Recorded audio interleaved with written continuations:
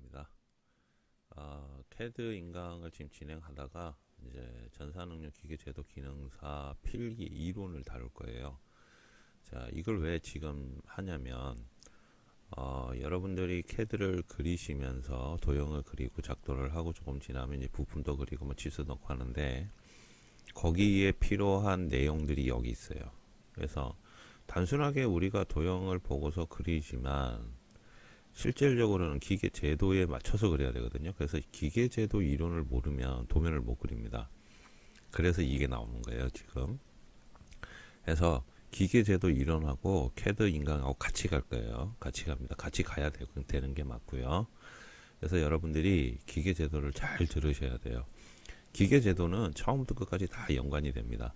CAD 명령은 예를 들어서 하나를 모르면 그 모르는 명령을 제외하고 다른 방법으로 얼마든지 그릴 수가 있어요. 그래서 문제가 안 되는데 뭐 CAD 인강이야 뭐 이거 듣고 저거 듣고도 상관없는데 그 기계 제도는 중간에 한번 이빨이 빠져버리면 D가 이해가 안 됩니다. 그래서 여러분들이 기계 제도는 조금 집중해서 정확하게 들어주실 필요가 있습니다.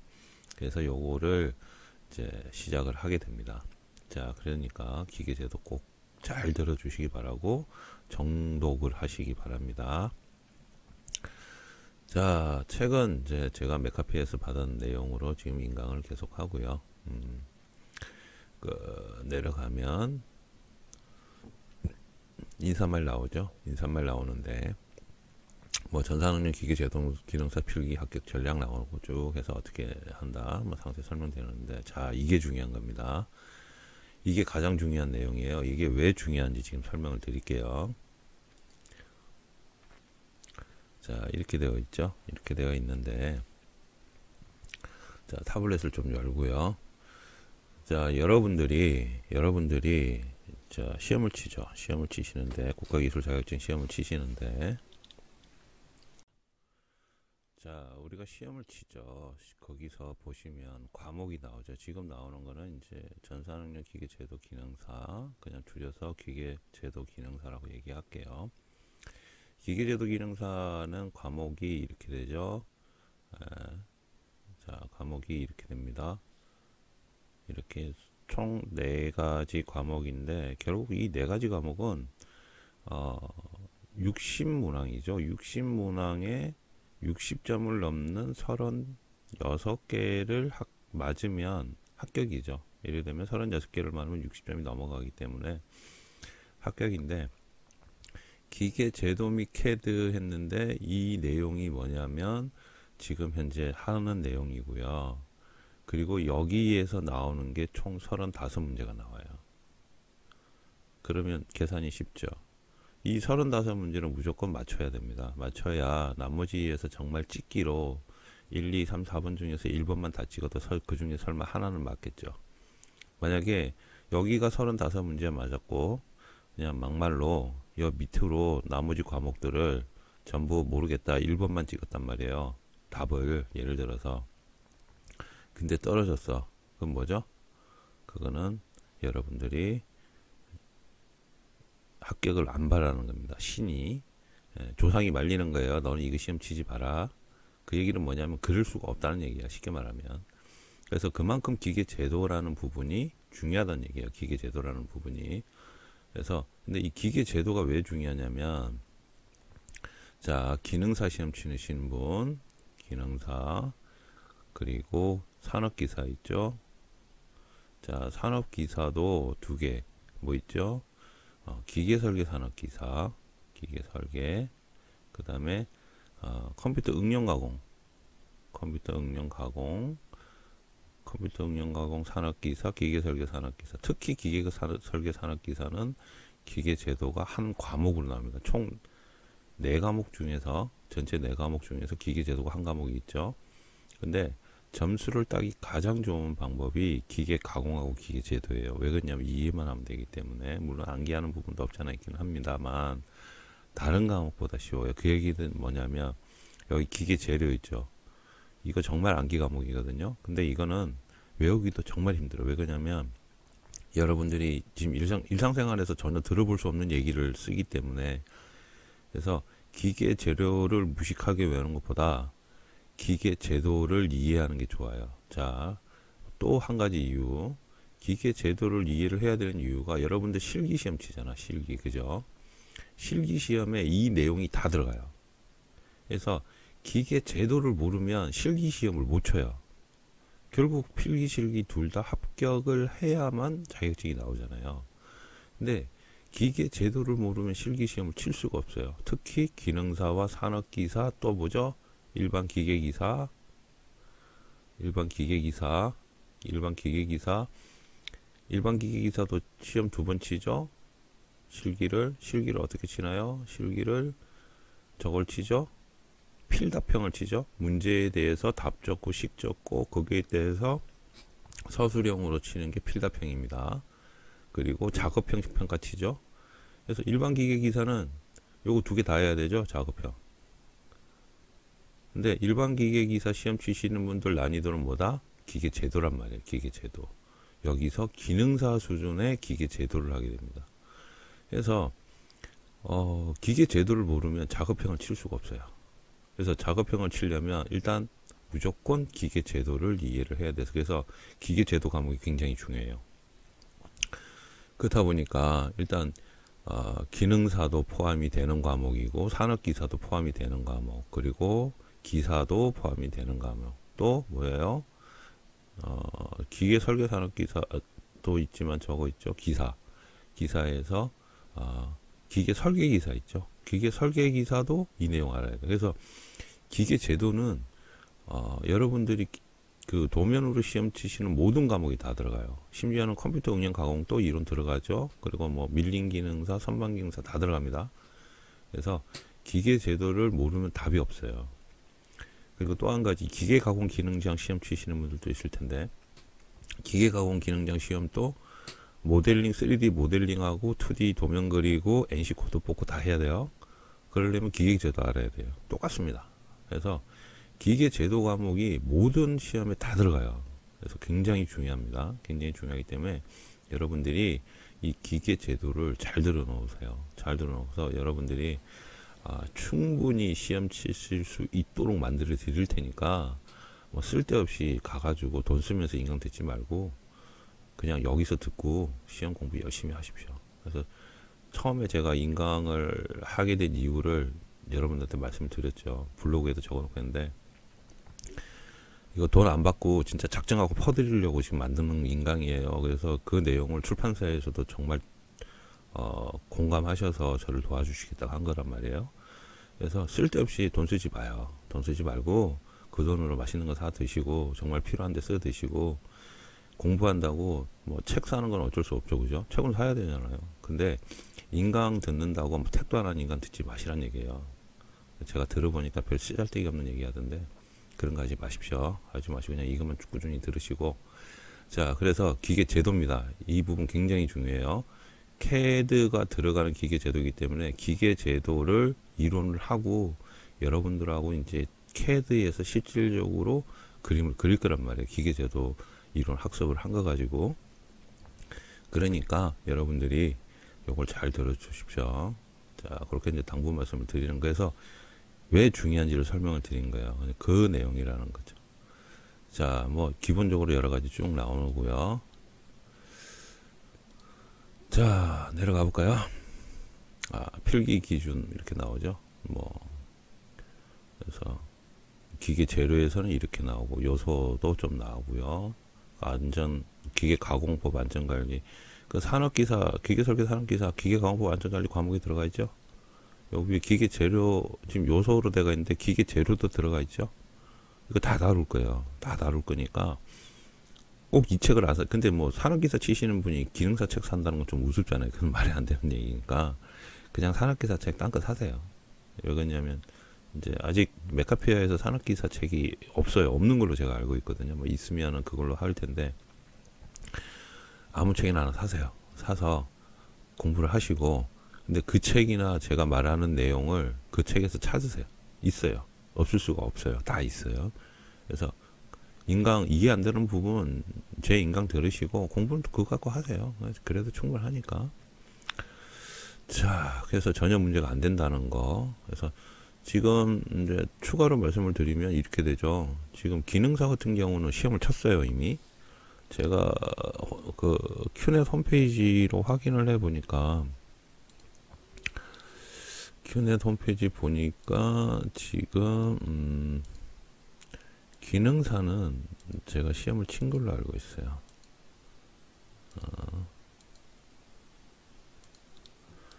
자, 확인을 좀 해볼게요.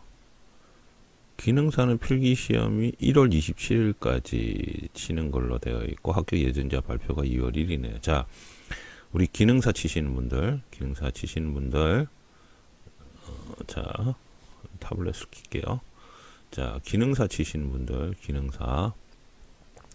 기능사는 지금 이미 이론을 했어요. 이론 끝났어요. 그죠?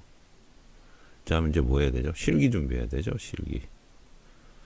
근데 실기가 언제 치냐면 3월 23일 날 칩니다. 여기서 4월 5일까지 치네요. 그리고 합격자 최종 발표는 4월 19일부터 26일까지인데 시험 정보 여러분들 보시면 알겠지만 전산업용 기계제도 기능사 시험 최종 합격자 발표는 26일 날 납니다. 19일 날 안 나요. 26일 날 납니다. 자, 그러면 실기가 이렇게 되어 있고 여러분들은 실기 시험을 요 기간 중에 치는데 보통 23일부터 시험 고사장하고 위치하고 시간이 발표가 돼요. 그러면 지금 1월 말이죠. 자, 그럼 2월 남았죠. 3월 뭐 설 껴 있고 3월 23일이니까 3월 하반기죠. 이거 실기 준비 충분히 가능하거든요. 여러분 실기 돼요. 이거 할 수 있어요. 할 수 있습니다. 그거 지금 가르쳐 드리려고 지금 이렇게 시간을 맞추는 거거든요. 이거 충분히 시험 쳐서 여러분 합격하실 수 있습니다. 2달 남았어요. 약 2달. 그래서 조금 대신에 뭐 해야 된다? 연습을 좀 많이 해야 된다. 매일매일. 그것만 잘하면 충분히 합격합니다. 합격할 수 있도록 제가 해드릴 테니까 걱정하지 마세요. 참고로 말씀드리면 제가 가르친 학생들 중에서 자격증 취득 못한 사람 없습니다. 100% 다 따갔습니다. 그만큼 자신이 있어요. 자, 그 다음에 산업기사 볼까요? 산업기사 글자가 좀 악필인데 이해를 좀 하세요. 필기시험이 3월 3일이에요. 필기가 요거 필기죠. 자, 그리고 실기 언제냐면 4월 13일. 충분해요. 날짜. 이거 3월 달거 충분하다 그랬잖아요. 4월 13일부터 26일까지인데 실기 충분합니다. 이거 붙을 수 있어요. 그리고 합격자 발표가 5월이죠. 최종 5월 22일 날 나겠네요. 그래서 기능사보다는 조금 날짜가 한 보름 정도 뒤로 넘어가긴 하는데 이거 됩니다. 자, 필기 3월 3일 지금부터 준비하면 돼요. 안 늦었어요. 그래서 충분해요. 지금 한 달 쇠가 빠지게 하면 돼요. 충분하다는 거. 그래서 타겟을 여기다 맞추고 있는 거예요. 여기다가 지금 기능사, 산업기사 여기다가 타겟 맞추고 알려드리는 거고, 그리고 기사 시험 치시는 분들 이 날짜랑 동일하죠. 산업기사랑. 여기서 일반 기계기사, 특히 일반 기계기사 혹은 기계 설계기사. 기계 설계기사는 그 응력 해석해야 되는 프로그램이 나오는데 그거는 제가 못 해드릴 것 같아요. 왜 그러냐면 그 프로그램이 제가 없어서 그거는 조금 힘들긴 한데 일단 도면 그리는 것까지는 어떻게 해결해 드릴 수가 있을 것 같아요. 그래서 기계 설계기사는 제가 조금 힘듭니다. 이 부분은 지금 현재로는 힘들고 일단 세 가지 기능사, 산업기사 그리고 일반 기계기사 요 세 개 한번 해결을 해볼 거예요. 그러니까 여러분들이 실기시험 준비를 꾸준히 잘 하시면 충분히 가능하다라고 볼 수가 있어요. 그래서 여러분들이 믿고서 진행을 해 주시면 될 것 같습니다. 자, 그래서 기계제도 왜 중요한지 얘기를 했어요. 자, CBT 치는 내용들 나오네요. 지금 요거는 기능사 내용이죠. 자, 교재가 기능사다 보니까 자, 큐넷에 가면 CBT 자격시험 체험을 이렇게 할 수가 있고요. 요런 것도 이제 CBT 시험 치실 때 이제 참고하시라고 이렇게 나와 있습니다. 자, 그래서 바로 하필 또 불합격을 올려놨네요. 이연 좋으면 합격을 하시지. 네. CBT는 컴퓨터로 바로 치기 때문에 여러분들이 답안 제출하고 하면 바로 뭐요? 내가 합격했는지 불합격했는지 그 자리에서 바로 확인 가능합니다. 아, 이왕이면 합격을 하시지. 네. 그렇습니다. 자, 여기서 기계제도 및 CAD 과목인데, 자, 기계제도 중요합니다. 중요하고 오늘은 챕터 1 할 거예요. 챕터 1 하고 챕터 2는 다음에 챕터 3, 챕터 4 뭐 이렇게 쭉 나가는데 굉장히 많죠. 쭉 내려가면 CAD 1 챕터 12까지 있네요. 자, 그다음에 기계 요소 나오고요. 또 요소에 또 중요한 것들 나오고요. 그 다음에 기계 공작법, 안전관리 이런 거 나오죠. 쭉 또 내려가요. 쭉 내려가면 또 기계 재료 나오죠. 사실 뭐 산업기사나 기능사나 문제 수준이 비슷해서, 근데 이제 산업기사 좀 더 어렵다고 봐야 되고, 뭐죠? 범위가 조금 더 넓어요. 산업기사가. 그리고 그 풀이 문제가 좀 몇 개 더 있다는 거, 그 차이밖에 없어요. 자, 그래서 1 KS 해서 기계제도 통칙부터 나오기 시작합니다.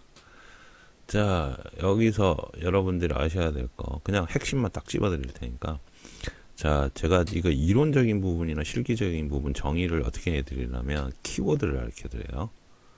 자, 어떻게 설명해 드리냐면 키워드를 가르쳐 드립니다.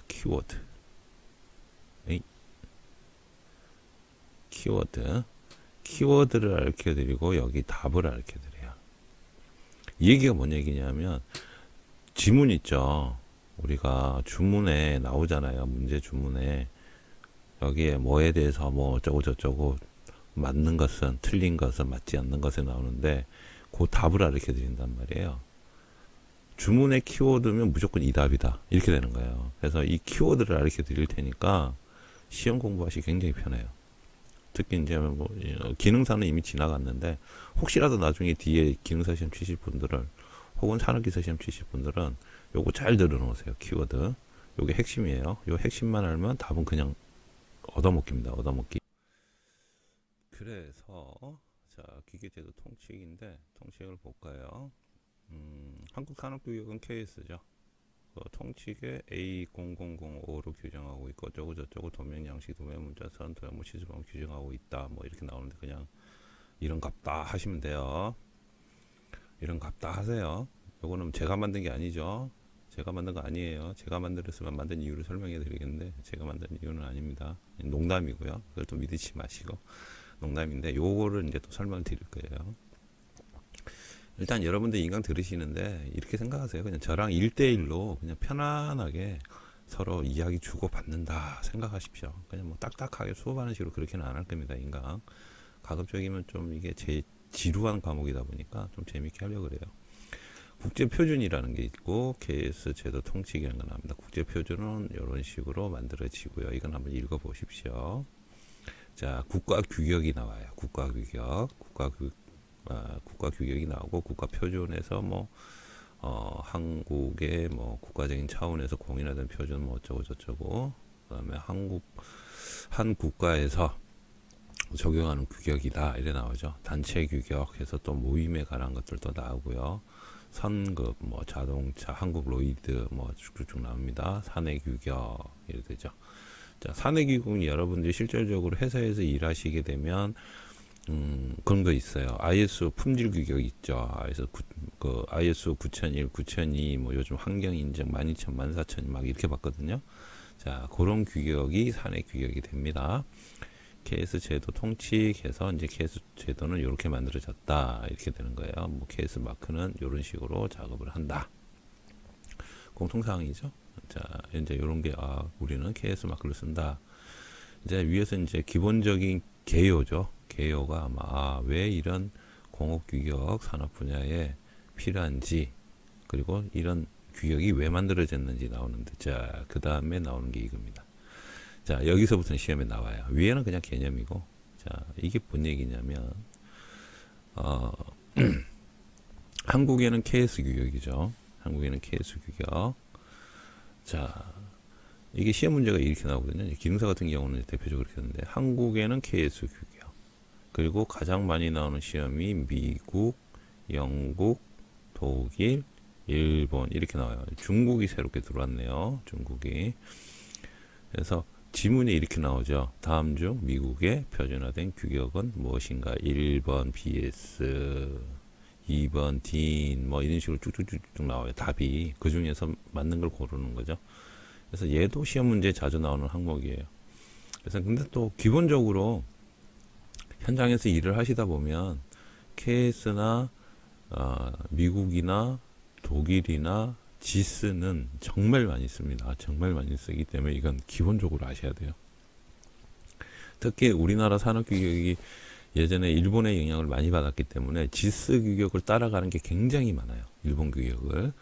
그래서 한국 산업규격 내용이 지스랑 거진 동일해요. 물론 이제 요즘 들어서는 조금 바뀌긴 했는데, 그러면서 ISO로 바뀝니다. ISO 국제 표준화 규격인데 IS로 많이 바뀌어 있어요. 그래서 KS 규격 표기에 보면 이렇게 돼요. KS 그리고 A 혹은 여기가 A가 아니고 뭐 B 이렇게 들어가요. 그리고 ISO 이렇게 되고 뒤에 뭐 6411-1 막 이런 식으로 적거든요. 요거는 이제 여러분들이 도면 적을 때 들어가는 내용이기도 합니다. 이렇게 적어야 돼요. 도면에 표기를. 그래서 여기 보시면 이제 그 아래 보면 이렇게 나오죠. 자, 그러면 방금 제가 이렇게 적었는데 KSA라는 거는 가장 기본이 되는 거예요. KSA는 그래서 기본이죠. 어떻게 보면 통칙이에요. 통칙.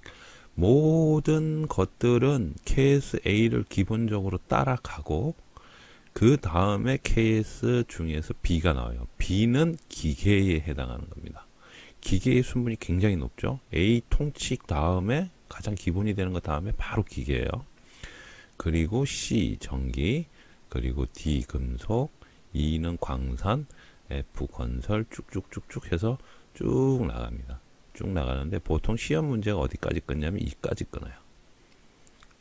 이렇게 끊어놓고 다음 중 KS 규격 중 전기에 해당하는 기호는 무엇이냐 이렇게 물어보든지 혹은 뭐 기계에 대한 기호는 무엇이냐 이렇게 그렇게 나온단 말이에요. 시험 문제가. 그러면 얘 한 문제죠. 얘도 한 문제 되는 거예요. 이런 식으로. 특히 이제 이건 기능사 기준으로 말씀드리는데 산업기사도 요 중에서 한 문제 나올 수도 있어요. 그래서 여러분들이 B가 뭔지 C가 뭔지 D가 뭔지까지 그래서 F까지는 아셔야 돼요. F까지는. D 쪽은 잘 안 나와요. 근데 만약에 H가 나왔어. 여러분들 시험을 준비하시는데 시험 쳤는데 나는 H 안 외웠는데 H가 뭐지? 이러면 뭐예요? 시험 문제 지문이 답이 사지선다형이잖아요. 사지선다형이라서 1, 2, 3, 4잖아요. 예를 들어서 답이 4라고 가정합시다. 그래서 여기 식품, 식료품 여러 대가 있는데 뭔지 몰라. H.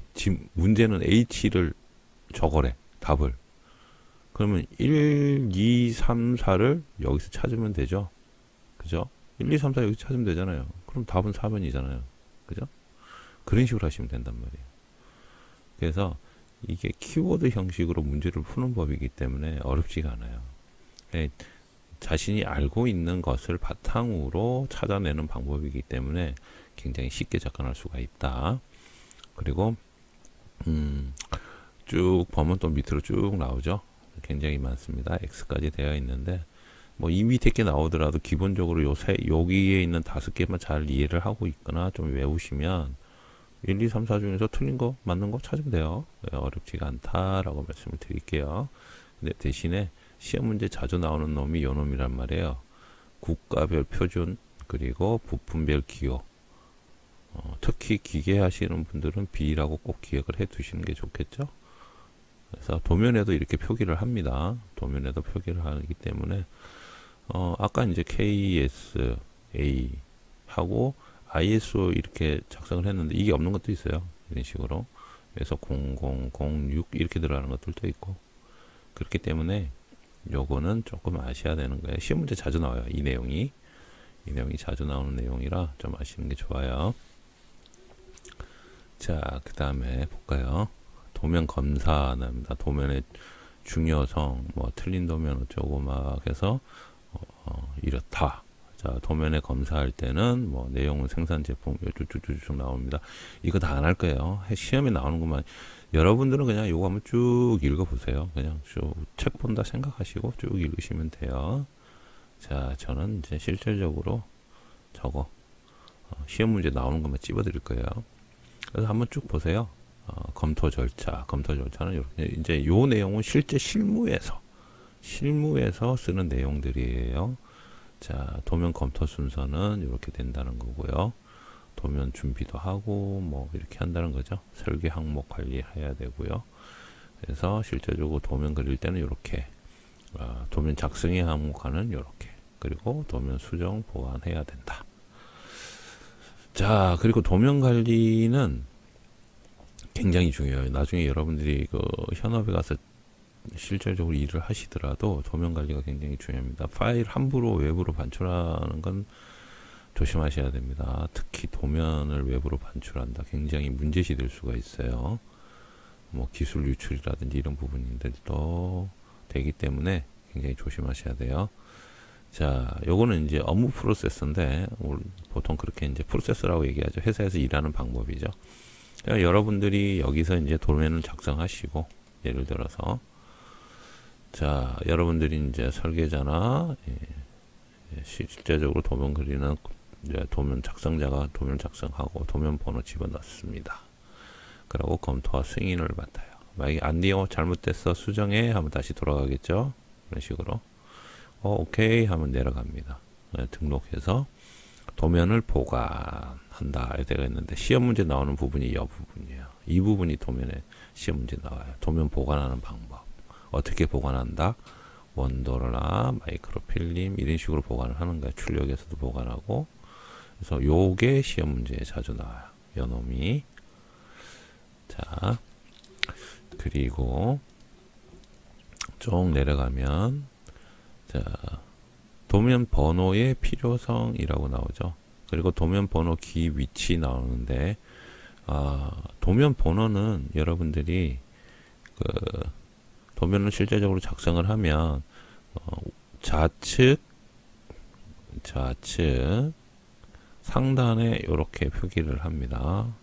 그리고 우측 하단에 이런 식으로 도면 번호가 들어가요. 이렇게.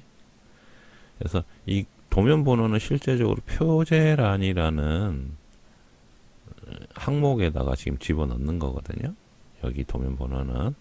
그래서 이제 조금 있으면 표제란 다 나오는데 여기서 도면 번호는 어떻게 해야 되는지를 설명을 하고 있는 거예요. 자, 그래서 도면 작성이 완료되면 도면 대장에도 등록을 해야 되고요. 그리고 크기 매수 막 이런 것들도 마이크로필름으로 한다 되어 있죠. 도면 관리 대장 해갖고 도면 작성하면 여기다 이제 작성을 해서 그게 맞게 또 사용을 하는 거죠. 자, 그 다음에 나오는 게 도면 보관인데 볼까요? 도면 보관은 원도의 안전한 보관을 위해 방제 처리된 도면함에 보관하고요. 그리고 보관함의 도면 번호, 도면 크기, 뭐 등에 따라서 표시를 하고요. 그리고 도면의 변경 이외에는 대출을 하지 않습니다. 이게 원도에 관한 거죠. 그리고 도면의 사용은 복사도를 사용을 합니다. 원도는 항상 보관이 되어 있다는 거죠. 원도를 가지고 움직이진 않아요. 하고 원도는 승인받은 사람에 한해서 목적과 소재를 명확하게 한 후 대출합니다. 근데 그리고 여기 그림이 나오죠. 뭐 수평식, 수직식, 원통식 해서 도면을 실제적으로 이렇게 보관을 하는데 이거는 컴퓨터가 나오기 이전입니다. 그러니까 즉 손으로 그렸을 때 예전에 손으로 도면을 그리게 되면 트레이싱지에다가 그렸어요. 이제 트레이싱지가 이제 반투명한 트레이싱지인데 그 반투명한 종이에 거기에다가 도면을 그렸어요. 잉크로 된 테크닉 펜을 써서 그렇게 그렸기 때문에 요즘은 그렇게 안 하죠. 요즘 어떻게 한다? 파일로 다 보관하죠. 컴퓨터로 작업을 다 하기 때문에 예전처럼 이렇게 공간을 차지하지 않아요. 하고 보관하는 데 있어서 어렵지도 않아요. 왜냐면 종이는 오래되면 변질도 되고 하고 파손도 되고 막 그러잖아요. 계속해서 뭐 복사를 해서 쓰는 거기 때문에. 근데 이제 도면을 요즘에는 그냥 일반 도면을 바로 그냥 A3나 A2에다 바로 뽑지만 예전의 도면들은 청도라 그래서 파란색 그 청사진 도면이 있어요. 거기다 많이 뽑아서 아마 뭐 보신 분들도 있을 텐데. 그래서 원도를 투과해서 청사진으로 만들고 청사진으로 해서 도면을 많이 그렸습니다. 그래서 그 청사진 되어 있는 도면을 가지고 실제적으로 작업도 하고 가공도 하고 했거든요. 근데 요즘은 그렇게 하지 않죠. 요즘은 이제 컴퓨터라는 게 있어서 바로 출력해서 출력된 도면으로 사용을 하죠. 자, 그리고 이제 쭉 내려가면 요즘에 이제 컴퓨터를 이용한 관리가 이렇게 된다는 얘기예요. 예전에는 요게 이제 도면으로 이제 요것도 시험 문제 자주 나오는 내용이긴 한데 도면 보관 방식을 어떻게 하냐라고 이제 하는 거고 요거를 하기 위해서 하다 보니까 부피가 너무 커지잖아요. 종이를 계속 보관해야 되니까. 그래서 한 게 뭐냐면 마이크로필름으로 촬영을 했어요. 이제 그 내용이 이렇게 나오죠. 마이크로필름으로 도면을 의한 관리해서 도면을 촬영을 하면 사진 찍듯이 그래서 나중에 그걸 다시 인화해서 도면으로 쓰는 거죠. 그러니까 오랜 시간 보관할 도면, 예전에 했던 작업했던 도면들은 마이크로필름으로 하기 위한 거다라고 생각을 하시면 돼요. 그리고 요즘에는 이제 컴퓨터에 관리가 되죠. 뭐 이런 식으로 컴퓨터로 작업을 서로 호환되게 한다면, 그 다음에 랜으로 공장하고 막 사내 네트워크이죠. 자체 네트워크로 해서 묶어서 뭐 여러 담당자들이 열람하거나 관리할 수 있도록 해주고 좀 거리가 멀다 이러면 인터넷으로 구성을 해가지고 이렇게 볼 수 있도록 해주죠. 그래서 요즘에는 뭐 사내 네트워크 워낙 잘 되어 있으니까 뭐 자기 회사 홈페이지로 들어가서 직원 아이디 넣고 이러면 자기가 원하는 자료를 거기 승인 받은 권한에 의해서 막 볼 수 있죠. 그래서 요즘에는 컴퓨터로 많이 씁니다. 도면 보완해서 또 나오죠. 자, 그래서 여기서 중요한 건 이거예요. 마이크로필름 요게 시험 문제에 간혹 나옵니다. 자, 그리고 도면 시스템 구조도 해서 이제 이렇게 또 되어 있네요. 자, 이거는 그냥 한번 이런 식으로 관리를 하고 운영을 하는구나라고 한번 이해를 하시면 될 거예요. 자, 중요한 건 이거예요. 이제 도면 크기, 양식, 척도 이렇게 나오는데 자, 이거 가지고 얘기를 조금 해야 될 것 같아요. 자, 이렇게 되어 있죠.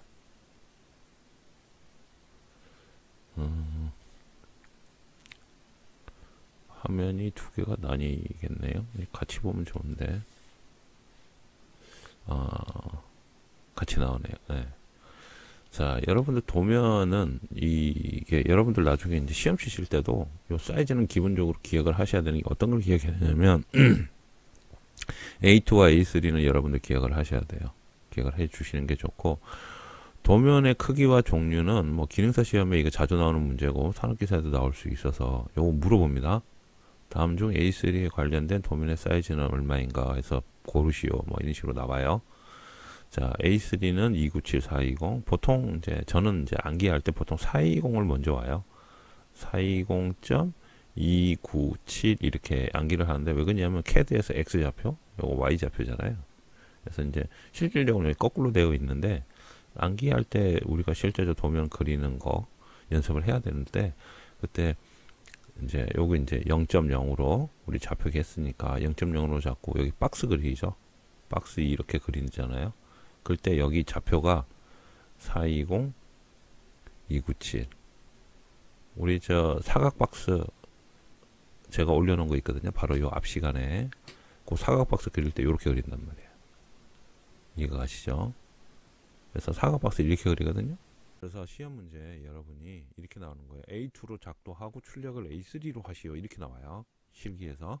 혹은 A3로 작도하고 A3로 출력하시오. 뭐 그렇게 나오니까 그러면 요 사이즈 물론 그 시험 문제 규격도 정해줍니다. 이렇게 치수가 나와요. 치수가 나오는데 이론 시험 칠 때는 이게 안 나오겠죠. 이론 시험 칠 때. 그래서 기본적으로 A2나 A3는 외워두시는 게 좋아요. 외워두시는 게. 보시면 도면의 크기 윤곽을 이렇게 그림으로 나타내면 이렇게 돼요. 이렇게 그 도면의 윤곽과 크기를 그림으로 나타내면 이렇게 되는데, 자, 우리가 가장 많이 쓰는 게 A4죠. 일반 사무행정이나 업무, 뭐 일반 관공서 전부 A4입니다. 한국에 삼성에서 아니면 LG에서 프린터를 만들었어요. 프린터. 자, 프린터를 만들었는데 이 프린터를 수출합니다. 일본에다가. 자, 근데 A4 사이즈가 우리나라에만 있어. 일본에는 없어요. 그러면 이 프린터를 수출할 수 있나요? 못하죠. 왜? 종이가 안 맞잖아요. 그래서 국제규격이 필요한 거예요. ISO. 이 ISO A4 규격에 맞게 프린터, 플로터 막 이런 것들을 만들어요. 근데 이게 꼭 종이만 해당되는 게 아니고 모든 산업표준 규격으로 이렇게 ISO라는 규격이 있습니다. 그래서 우리나라에서 어떤 기계를 만들어서 일본에다 판매를 하더라도 일본에서 똑같은 부품을 수급할 수 있어요. 자, 그 얘기는 뭐냐면 뭐 특허를 갖고 있는 한국 내 개발품은 이런 건 안 되겠죠. 안 되겠는데 일반적으로 이제 일본에 갔어요. 우리나라 그 기계가 일본에 가서 이제 설치를 합니다. 자, 설치를 하는데 어라라 설치하려고 보니까 볼트가 하나 빠져 있어. 한국에서 개수를 세서 보냈는데 잘못 세서 보냈어. 뭐 예를 들어서 30개를 보내야 되는데 20개만 보냈어. 10개가 빠졌죠. 그렇다고 그거를 다시 한국에서 보낸다? 말이 안 되죠. 그죠?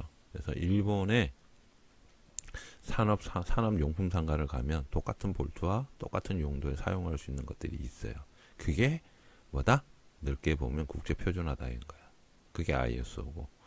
그래서 이런 것들 이제 위에서 이제 각 나라별 국가표준 설명했잖아요. 그 설명한 이유가 이런 것들이에요. 그래서 뭐 단순하게 이제 프린터를 예로 들었는데 프린터 아니고도 여러 가지를 쓸 수가 있습니다. 그리고 요즘에 기업들이 전부 글로벌 기업이라 웬만하면 뭐죠? 지사들이 다 있고 부품 사는데 그렇게 어렵지가 않죠. 뭐 꼭 특허가 있어서 특별한 제품 아니고는 웬만큼 다 할 수가 있습니다. 자, 그런데 여기 볼까요? A4는 어떻게 되죠? 두 장을 이렇게 합치면 뭐가 된다? A3가 된다는 거예요. 결국 A4는 A3의 절반이죠. A3를 반으로 자르면 A4고, 또 한 가지 A3 두 장이 있으면 A2예요. 즉 A2를 반으로 자르면 A3가 되는 거고, 또 한 가지 A2가 두 장이 있으면 A1이 되고, 똑같이 A1이 두 장이면 A0가 되는 거예요. 이게 용지의 규칙입니다. 용지의 규칙. 자, 그래서 사이즈를 외우실 때 여기 똑같은 항목이 있죠. 똑같은 항목 420 똑같죠. 이렇게 오죠. 가로값 세로값이 반으로 자르니까, 그죠? 반으로 자르니까 이렇게 되죠. 그래서 요거만 기억을 해 놓으면 어떻게 돼요? 요렇게 가죠. 요거죠. 잘못했네요. 요거하고 요거 같죠? 594하고 요렇게 하면 요거 같죠? 똑같죠? 얘랑 요렇게 같죠? 그래서 다 연관이 돼요. 그리고 뭐예요? 곱하기 2 하면 되죠? 곱하기 2. 그러면 각 규격 사이즈 알 수 있죠? 뭐 A2를 외우시던 A3를 외우시던 하나만 외우시면 된다는 얘기예요. 혹은 둘 다 외우면 편해요. 둘 다 외우시고, 그래서 아까 처음에 둘 다 외우십시오 라고 말씀드린 게 그 얘기고. 자, 이게 이제 또 시험 문제 자주 나오는 내용인데 어떤 내용이냐면, 기본적으로 여기에 나와 있는 A와 B는 아래 표에 있는 요 사이즈입니다. 자, A3 기준으로 설명을 할게요. 우리 왜 그러냐면 시험 칠 때 A3로 많이 출력을 하니까. 자, A3 쭉 올라오면 요 사이즈가 되는데, 자, 여기 보면 A 곱하기 B 되어 있잖아요. A는 어느 거다? 요거죠. 즉, A는 297이 되고, B는 420이 되죠. 그래서 아까 위에 설명드렸을 때 CAD에서는 297, 420으로 여기 좌표 잡아주면 뭘죠? 도면 영역을 잡을 수가 있다는 얘기예요. CAD는 도면 영역이 무한대입니다. 무한대. 굉장히 작게도 그릴 수 있고 굉장히 크게도 그릴 수 있는데, 우리가 도면을 부품을 그렸으면 어떤 영역 틀에 넣어야 될 거 아니에요. 그게 뭐다? 종이의 영역 틀을 지정해 주는 거예요. 요거는 나중에 CAD에서 할 겁니다. 자, 그래서 요렇게 종이의 영역을 지정했단 말이에요. 자, 그래서 이렇게 종이를 영역을 CAD상에서 이렇게 만들었어요. 자, 근데 얘는 뭐죠? 종이의 크기죠. 종이의 크기. 종이의 크기. 그죠? 근데 선이 하나 더 있죠, 안에. 이 선은 뭐다? 실제 도면을 그리는 도면 영역의 테두리 선이에요. 테두리 선. 자, 캐드상에서는 우리가 종이 사이즈를 구분하기 위해서 이렇게 종이의 영역을 잡고 여기 녹색 부분에다가 도면을 막 그린단 말이에요. 그래서 종이 영역과 테두리 영역을 구분하기 위해서 이렇게 선을 사각 박스를 만들어줘요. 우리 일반적으로 사무 문서 보면 어떻게 되어 있어요? 이렇게 문서가 있으면 문서에 이렇게 다들 테두리 있죠? 그리고 안에 내용 뭐죠? 막 이렇게 적혀 있어요. 그죠? 일반 관공서 하거나 뭐 할 때. 가장 쉽게 적어서 이런 식으로 되겠는 거예요. 얘가 밖에 있는 게 뭐다? 종이 영역이라는 얘기예요. 종이 영역. 실제적으로 도면은 요 안에다 그리는 거예요. 요 안에다가. 그래서 내용이 이렇게 됩니다. 이렇게 안에다가 그린다. 이럴 때 어떻게 하느냐? 즉 이럴 때 종이 영역에서 안에 그림을 그릴 때 테두리를 요 C 있죠? 요 C. 요 C, D, 뭐 C, D 대가 있는데 이게 얼만큼 띄운다? 10mm만큼 띄운다. 자, 그래서 이렇게 해서 10mm를 띄워요. 10mm를 띄워서 그린단 말이에요. 이게 A2나 A3는 10mm가 똑같죠. 그죠? A4까지도 똑같죠. 자, A0, A1은 20mm 띄우네요. 그죠? 자, 근데 여기서 중요한 게 이거예요. 여기 지금 가려서 안 보이는데 여기 보면 D는 뭐죠? 여기가 20, 20 철을 할 때 안 할 때 구분되어 있어. 철을 할 때. 자, 철을 안 할 때는 그냥 20인데 철을 하면 25예요. 지금 잘 안 보이는데 25예요. 철을 하면 어떻게 돼요? 여기 구멍을 뻥 뚫죠. 이런 식으로. 만약에 철을 하면 이게 여유가 조금 있어야 안 그러면 이렇게 철하다 보면 이렇게 여기까지만 보이는 경우가 덜어 있을 수 있잖아요. 그럼 여기 내용이 안 보이니까. 그래서 철을 할 때는 조금 더 요 D값을 여유를 줍니다. 그래서 25까지로 합니다. 그 내용입니다. 근데 이게 뭐다? 시험 문제에 나온다. 요놈 나와요. 요놈 시험 문제 잘 나옵니다. 그래서 여러분들이 요것도 잘 기억을 하셔야 된다는 거예요. 자, 그래서 이렇게 보시면 이렇게 나오죠? 25. 철할 때, 철 안 할 때 25. 이렇게 됩니다. 이거 꼭 기억하세요. 시험 문제 자주 나오는 내용입니다. 자, 그리고 또 시험 문제 자주 나오는 놈 또 나왔네요. 자, 요게 이제 그건데요. 자, 이게 뭐냐면 도면에 3요소.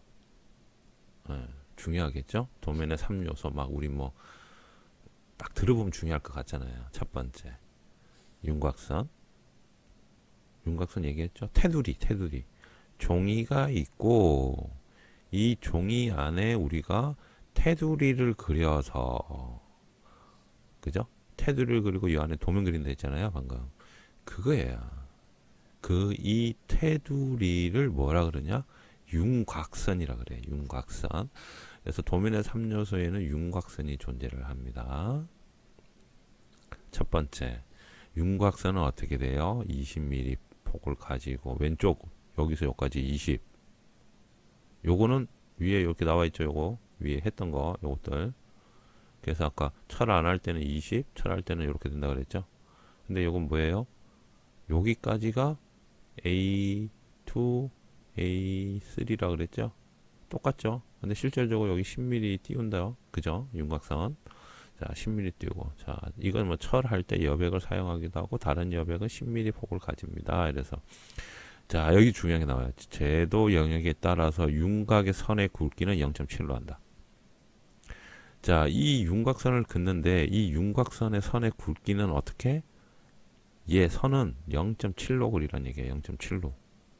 선 마음대로 하지 말고 중요하다 그랬습니다. 이거 나중에 선에 대해서 또 설명을 하면 이제 또 여러분들한테 자세히 설명을 하는데 일단 중요해요. 이건 뭐다?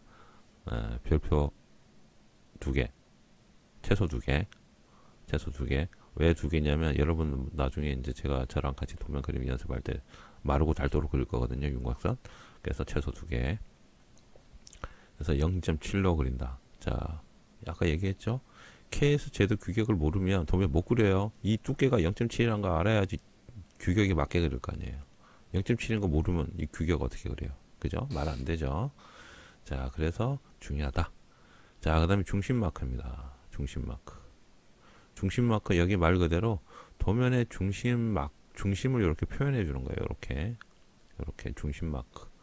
총 4개가 존재하죠. 동서남북으로 아래 위 좌우.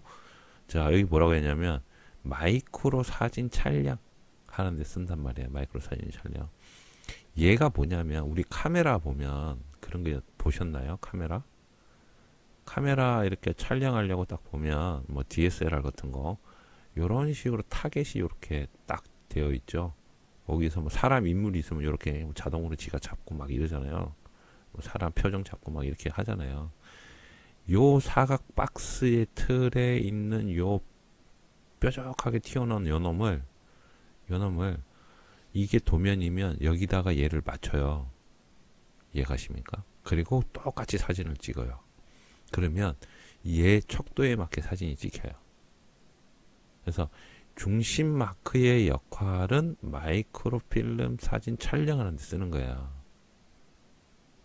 테두리를 맞추고 상하 좌우는 이 눈금을 맞춰서 사진 촬영할 때 씁니다. 자, 여러분들 시험 칠 때 지문에서 도면에 마이크로필름으로 보관하기 위해서 다음 중 어떤 방법이냐, 아니면 도면의 요소 중에서 마이크로필름으로 촬영하는 것은 어떤 것이냐 라고 얘기를 하면 당연히 중심 마크죠. 이게 키워드란 얘기예요. 키워드. 이해가시나요? 그리고 윤곽선 마찬가지죠. 철할 때 여백 딱 나오면 뭐예요? 윤곽선에 대한 얘기란 얘기예요. 마이크로필름 얘기만 하면 뭐다? 중심 마크에 관한 얘기란 말이에요. 이렇게 되는 거야. 쉽죠? 어렵지가 않아요. 이렇게 외우면 돼요. 이게 키워드예요. 뭐 딴 거 짜질구레하게 설명해봐야 다 필요 없고, 근데 제가 여러분들한테 이해를 갈 수 있도록 부가적인 얘기를 굉장히 많이 해요.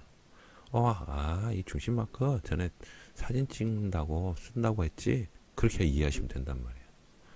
그래서 그런 식으로 여러분한테 설명 계속 드릴 거예요. 왜 이런지, 어떻게 이렇게 되는지, 이렇게 했을 때 장점이 뭔지.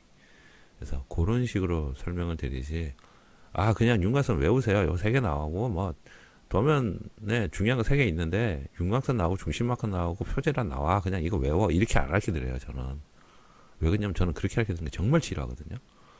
이유도 모르고 외우래. 말도 되도 않은 소리. 근데, 다른 데는 그런 게 있더라고. 그래서 전 싫어해요. 자, 그래서 다시 돌아가서, 3,000% 빠졌는데, 윤곽선 나와요. 자, 3요소에 윤곽선 들어가고요. 자, 중심 마크 설명드렸어요. 그리고 뭐가 나온다? 표제란. 자, 밑에 잘려 있는데 일단 중심 마크까지. 요게 3개가 도면의 3요소예요. 요 3개가 시험 문제 정말 자주 나오는 내용. 네.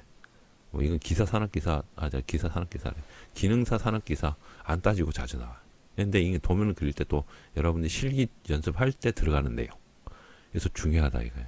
이거 내용 모르면 도면 못 그리죠. 자, 근데 여기 이제 부가적으로 첨가해야 될 게, 다음 장을 한번 볼까요? 다음 장. 아닙니다. 표제란.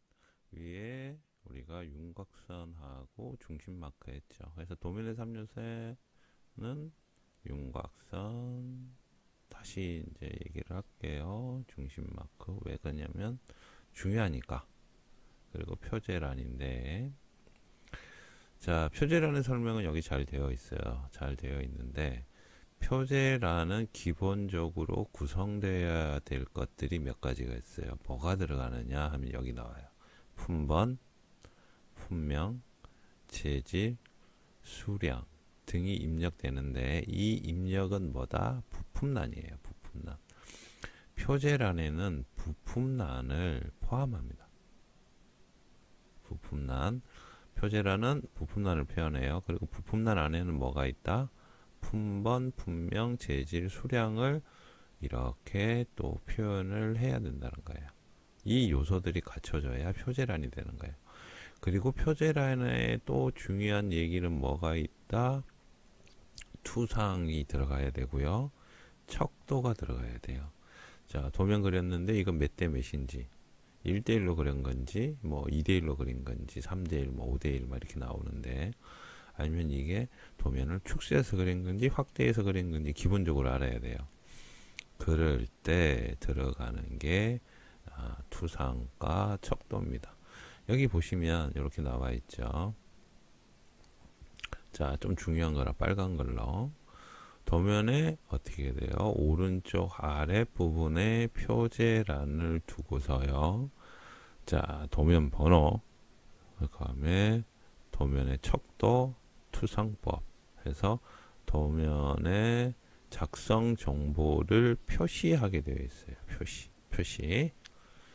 요 표제란은 부품란을 포함을 하지만 기본적으로 여기에 있는 내용도 포함을 합니다. 그래서 표제란이 완성되려면 요 내용이 들어가 있어야 표제란이라고 할 수 있는 거예요. 그래서 총 4가지죠. 도면 번호, 도면 척도, 투상법, 부품란까지 포함을 합니다.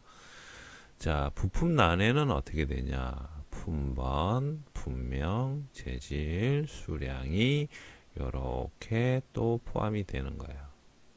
이런 식으로 구성이 되어 있어요. 그래서 구성이 도면에 3요소는 3가지가 있고, 그리고 윤곽선하고 중심 마커가 있고, 자, 표제란이 되려면 도면 번호, 척도, 투상법에서 요게 들어와 있어야 되고요. 그리고 표제란에는 또 뭐다? 부품란이 존재하는데, 부품란에는 여기에 있는 4가지가 이렇게 표현이 돼야 된다, 이 얘기예요. 자, 이해가 되죠? 이런 식으로 구성됩니다. 그래서 지금 여기에 나와 있는 전산응용 제도기능사 실기 양식 계획 이렇게 잘 나와 있어요. 자, 그런데 여기 보시면 표제란의 너비는 180 이내로 한다 되어 있는 거 보이나요? 이 얘기 뭐냐면 표제란이 요래 있으면 이 표제란의 사이즈는 180 이내, 180보다 작으란 얘기죠. 그래서 나중에 제가 이제 요거 그리는 법도 설명을 드릴 텐데, 보통 요 사이즈는 도면을 130에서 120 정도의 사이즈로 그립니다. 보통. 그래서 이렇게 됩니다. 그래서 도면의 3요소, 중요한 도면의 3요소 여러분들한테 설명을 드렸어요. 그래서 이건 꼭 기억을 하십시오. 시험에 자주 나오는 내용이니까. 그래서 좀 기억을 하시고, 자, 그 다음에 나오는 게 척도예요. 척도. 이 척도는 표제란 안에 들어가는 놈이죠. 요렇게 표제란 안에 들어가는 놈이에요. 자, 그러면 척도가 어떤 게 있나 한번 볼까요? 척도 해서 나옵니다. 척도. 자, 뭐 여기를 보면 되겠네요. 자, 척도라는 것은 이렇게 구성이 돼요. 자, 여기도 이제 시험 문제 자주 나오는 내용. 얘도 별표 3개 정도. 왜? 중요하거든. 이런 실기에서도 여러분들이 나중에 표기해야 되는 부분이라서 최소 별표 3개 정도. 자, 척도는 스케일이라고 하는데 캐드 명령도 스케일이에요. 자, 그래서 A와 B가 있고요. 자, 도면에 그려지는 크기는 A라고 그러고 실제 크기는 B입니다. 그래서 우리가 1대 1로 그리면 실제 도면하고 사이즈가 똑같죠. 그래서 현척 실물과 동일한 크기 혹은 다른 말로 실척이라고도 얘기를 합니다. 그래서 시험 문제나 아니면은 뭐 대화하듯이 얘기를 했는데, 야, 실척으로 그래야 돼 하면 실척이 뭐지? 그러지 마세요. 현척과 실척은 같은 얘기입니다. 같은 얘기예요. 계란이나 달걀이나 같은 얘기죠. 좀 억지로 하면 다갈이나, 그죠? 계란, 달걀 같은 얘기잖아요. 그죠? 현척은 실척이다. 실무가 동일한 크기입니다. 그게 우리가 여기 표현할 때, 표제란에 표현할 때는 1대1이라고 이렇게 표현하는 거예요. 그래서 척도값은 1대1입니다. 자, 근데 축척이 있죠. 축척. 실물보다 작게 그리는 거예요. 작게. 실물. 이게 대표적인 게 뭐죠? 건물. 건물 혹은 굉장히 큰 기계. 뭐 차만한 기계. 그걸 갖다가 우리가 A3 사이즈나 A2 사이즈에서 어떻게 그려요? 너무 크잖아요. 그런 경우 작게 그리는데 그 작게 그리는 사이즈가 이렇게 되는 거예요. 1대2, 1대5, 1대10, 1대20, 1대50. 자, 나는 1대3으로 그리면 안 되나요? 왜? 나는 그냥 1대3이 편할 것 같아서. 안 됩니다. 안 돼요. 자, 1대4. 안 됩니다. 이것도 안 돼요. 왜? 계수 규격에 정한 대로 그리셔야 돼요. 여기에 나와 있는 1대2, 1대5, 1대10, 1대20. 여러분들이 나중에 도면을 그리시면 어떻게 그리시냐면 부품도에 그리다가 우리가 이제 축척을 그릴 일은 잘 없어요. 기계 도면은. 왜 그러냐면 작은 부품을 크게 그릴 일은 있어도 큰 부품을 작게 그릴 일은 없어요. 왜 그러냐면 모든 도면은 특히 기계 쪽 도면은 전부 1대1로 그립니다. 이 1대1로 그리는 게 원칙이에요. 그렇기 때문에 작게 그릴 일은 없어요. 작은 부품을 크게 그릴 일은 있어도. 그래서 기계 쪽은 무조건 1대1로 그려요. 작게 그리는 거는 주로 건축에서 스케일을 이용해서 그리는 경우가 굉장히 많습니다. 근데 기계는 작게 그리는 일이 없다. 그러면 어떻게 합니까? 큰 부품 같은 경우 물어볼 수 있죠. 자, 무조건 1대1로 그리고 출력을 할 때 작게 출력을 하는 거예요. 출력을 할 때 A3나 A2나 쉽게 보관하거나 이동할 때 편리한 사이즈로 출력하는 거예요. 뭐 실적 도면을 그렸는데 CAD는 도면 영역이 무한이라고 그랬잖아요. 그럼 이 사이즈가 예를 들어서 한 2000 정도 된다고 가정을 합시다. 아니면 좀 크게 볼까? 여기가 뭐 1만 정도 돼요. 길이 자체가 실제적으로 그냥 그리면 돼요. 여기다가. 그리고 출력할 때 어떻게 한다? 작은 사이즈로 출력하는 거예요. CAD는 무조건 1대1로 그립니다. 그리고 치수 표기를 무조건 다 해줘야 돼요. 기계 쪽은 치수 표기 안 들어가면 안 됩니다. 치수 표기 무조건 다 해줍니다. 건축 도면 같은 경우는 치수 표기가 빠질 수도 있어요. 왜 그러면 건축은 스케일을 이용해서 그리는 거기 때문에 스케일 자를 갖다가 그 도면 위에 대고 측정을 하면 그 사이즈를 알 수가 있거든요. 하지만 기계는 그러지 않습니다. 왜 그러냐면 건축에서 소수점 이하 넷째짜리까지 표기할 일은 없죠. 건축은 이렇게 표기할 일은 없어요. 하지만 기계는 이렇게 표기합니다. 플러스 마이너스 공차 들어가죠. 아니면 절대 공차 들어가죠. 그런 걸 다 표현하기 때문에 기계는 무조건 1대1로 그린다라는 게 기본 개념이에요. 여러분들 요거는 꼭 기억을 해 두십시오. 자, 그래 놓고 자, 우리가 축척 지금 얘기하고 있죠. 그래서 작게 그린다. 실제 물건보다 작게 그리는 경우는 잘 없다. 하지만 현척이라는 게 존재하고 축척이라는 게 존재를 한다는 거예요. 자, 배척. 배척은 뭐냐면 실물보다 크게 그리는 거예요. 자, 이걸 이제 자주 써요. 자, 여러분들이 실제적으로 도면을 그리다 보면 부품을 작은 부분을 그려야 될 때가 있어요. 아니면 그 부분을 특별히 확대해서 그려야 될 때. 왜 그러냐면 치수가 들어가야 되니까. 치수가 들어가야 되는데 너무 작단 말이에요. 그래서 잘 안 보여요. 도면 치수도 넣기가 너무 힘들어. 그럴 때 어떻게 배척으로 그리는데 2대1, 5대1, 10대1, 20대1, 50대1 작 이렇게 나오죠. 요게 뭐다? 상세도예요. 상세도. 여러분들 도면을 그릴 때 실제적으로 그리는 내용이 이겁니다. 실기에서. 그리고 뭐 꼭 실기가 아니더라도 실무에서 작업할 때 상세도 많이 그래요. 그래서 상세도를 그릴 때는 이런 척도 값을 이용해서 그리지 아까처럼 나 3대1로 그릴래 안 됩니다. 이거 아니에요. 틀려요. 왜 그러냐면 척도는 다 표기를 해줍니다. 도면에 척도 값은 다 표기를 해주기 때문에 이거 마음대로 못하는 거예요. 계수 규격은 절대로 마음대로 할 수 있는 게 하나도 없어요. 여러분이 글자 사이즈까지 전부 다 규정을 하기 때문에 자신이 마음대로 할 수 있는 거 없습니다. 그래서 계수 규격의 기계 제도를 모르면 도면을 못 그린다는 얘기가 그 얘기예요. 내가 마음대로 할 수 있는 게 없다. 그렇게 보시면 돼요. 다음에 NS라고 나옵니다. 난스케일이에요. 비례책이 아닌 데가 있죠. 스케일이 없는 거예요. 무조건 1대1로 그린다는데 이건 무슨 내용이에요? 할 수 있죠. 그래서 표기는 NS래요. 여기에 만약에 난스케일러 표현을 했으면 여기가 NS 혹은 요렇게 NS 요렇게 표현하는 뭐 어떻게 쓰든 상관없는데 여기다가 이렇게 NS로 표현하는 겁니다. 1대1이 아니고. 자, 이거 어떤 거냐면 우리가 보통 샵 드로잉이라고 얘기를 많이 합니다. 현장에 자기가 자를 들고 가서 실제적으로 도면을 A4 용지 하나 들고 가요. 이렇게 도면 하나 들고 갑니다. 도면이 아니죠. 그냥 빈 종이죠. 빈 종이 샤프면 지우개 들고 가고 자도 들고 가서 현장에 있는 물건을 자기가 직접 눈으로 잽니다. 치수를. 그래서 이런 물건이 예를 들어서 있다. 그럼 여기다가 이렇게 그림 그리고 이렇게 치수 막 넣죠. 요런 경우 그러니까 어떠한 척도를 가지지 않고 현장에 있는 현물이나 실물을 가지고 이렇게 자신이 막 재서 그리잖아요. 그래서 이런 경우는 NS로 표현합니다. 난스케일.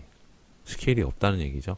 요게 어떻게 되냐면 우리가 투상도 그릴 때 투상도 중에서 등각 투상도가 있어요. 등각. 요거는 3D 그릴 때 표기를 할 때 이렇게 표기해줘요. 척도를 안 가지니까. 혹은 만약에 척도를 가지고 표현을 한다 그러면 뭐 1대1로 표현한다든지. 그래서 내용이 이렇게 돼요. 그래서 스케일은 여러분들이 요것도 중요하다. 왜?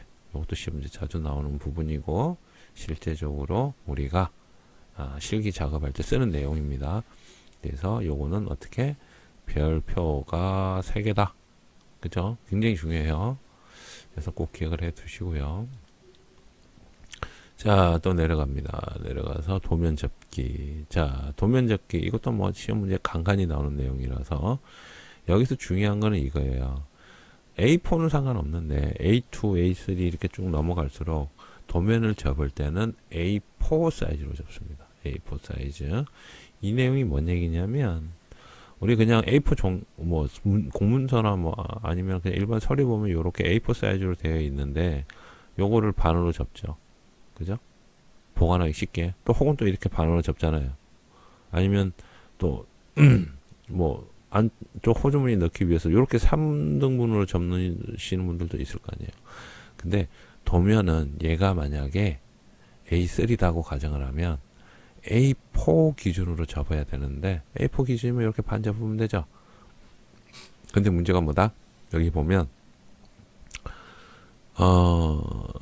접어서 보관할 경우에 A4 크기로 표제란이 오른쪽에 오도록 접어서 철을 하거나 표제란이 어떻게 보이도록 접어서 보관을 해야 돼요. 자, 얘가 이제 표제란인데 이런 식으로 보일 수 있도록 접어줘야 된다는 거예요. 보일 수 있도록. 예를 들어서 뭐 실제적으로 제가 A3 가지고 접어놓는 걸 캠으로 보여드리면 좋겠는데 캠 연결하기가 귀찮아요.